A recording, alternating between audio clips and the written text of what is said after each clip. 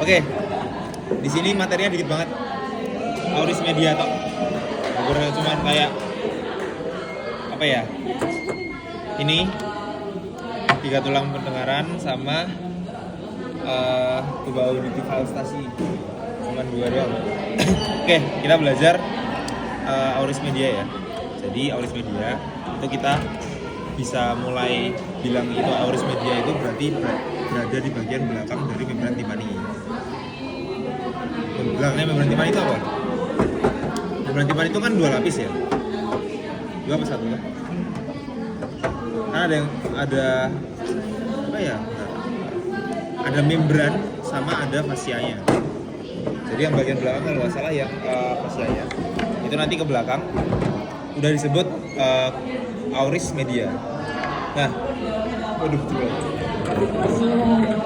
nah, terus yang di bagian belakangnya batasnya kemana? Batasnya itu ke fenestra ovale sama fenestra artinya rotun gitu. Terus di bagian dinding-dindingnya itu nanti juga ada lubang-lubang. Apalagi dinding yang bagian lateralnya, bagian lateral, bagian medialnya. Nanti ada namanya tuba auditiva, aorta. Terus bagian atas sama bawahnya apa? Bagian bawahnya nanti dibentuk sama os mastoid, tulang mastoid, os temporal. Terus yang bagian atasnya itu nanti bakal berhubungan sama basis cranii. Maksudnya yang bagian basis cranii gitu di sini. Makanya kalau misal ini nyangkut ke klinis sedikit ya. Kemarin kan kita udah belajar tentang ini nih, tuba auditiva austasi ya. Ingat? Nah, di tuba auditiva austasi itu kan menghubungkan antara apa sama apa? Telinga mana berarti? Media, auris media sama faring, nasofaring. Nah, kalau misalnya dia tertutup, biasanya itu klinisnya, gejalanya itu antara dia ketutup atau dia kemasukan bakteri atau infeksi bakteri besar. Kalau misalnya dia ketutup, itu nanti bakal menyebabkan tekanan yang di situ akan membesar. Tekanan yang besar itu bisa menyebabkan keluarnya cairan-cairan yang ada di di silia-silianya. Kan di dalamnya ada banyak silia tuh. Nah, terus keluar nanti bisa numpuk, bakal full gitu. Apa yang terjadi? Budek atau apa ya namanya? Bahasa Indonesia bakal agak bindeng gitu lah. Bukan bindeng ya? Bukan bindeng, apa ya? Tuli tapi denging ya, denging. Nah, terus kalau misalnya di situ ada infeksinya, itu bisa merambat ke bagian tulang bagian bawahnya.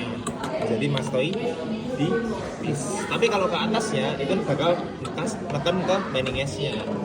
Kalau menekan ke meninges, dia bisa menyebabkan kejang.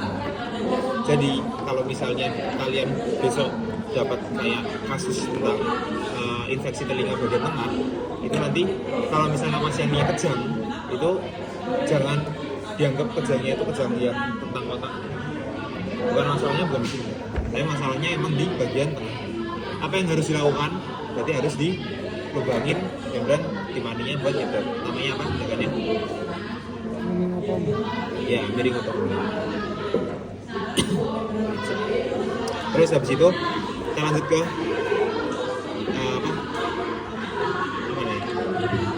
osikula auditiva atau tulang pendengaran. Ada 3, apa aja? Malleus, impus, stapes. Yang malleus itu punya tangan, namanya manubrium malleus. Nanti bakal berhubungan sama membran timpani. Terus habis itu yang di situ juga ada kaputnya. Nanti kaputnya akan berhubungan sama incus, bentuk artikulasi namanya artikulasi ingudo malleus. Terus yang malleus nanti juga bakal berhubungan sama yang stapes, bentuk artikulasi ingudo stapedialis. Bentuknya nanti ke basis stapes apa apex ya? Artikulasinya ya apex ya, kaputnya ya, bukan ke basis. Basis stabilisnya ke mana? Foramen apa? Foramen. Fenestra.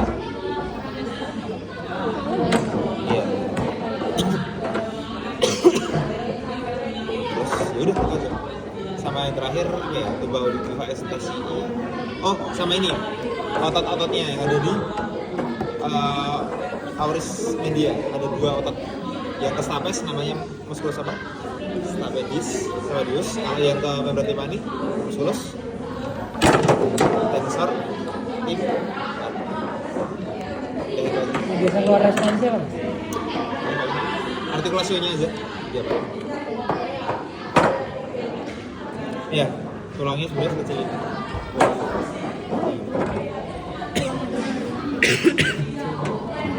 Ini. Oh, gunanya itu buat itu.